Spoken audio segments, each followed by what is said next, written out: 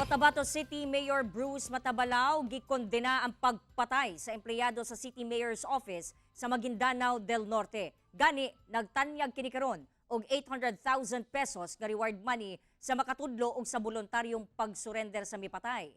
Kahinumduman nga adlaw nga Huwebes, gipatay ang empleyado sa Cotabato City Mayor's Office kasi Faizal Ali Malakyok. Samtang nagbaktas kini pauli sa Barangay Sema, Datu Udin Sensuat, Maguindanao del Norte, pasado alas 8 sa gabi.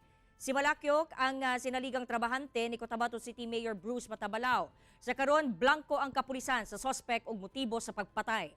Alang kang Mayor Matabalao, buutan ug wala kini nasayrang kaaway ni Malakyok. Nanawagan si Mayor Matabalao sa mayor sa Datu Udin Sensuat nga palawman ang investigasyon sa kaso. Gani mitanyag ang mayor sa Cotabato City og 300,000 pesos alang sa makatudlo sa sospek ug laing 500,000 pesos kung voluntaryong musurrender ang killer sa Malakyok.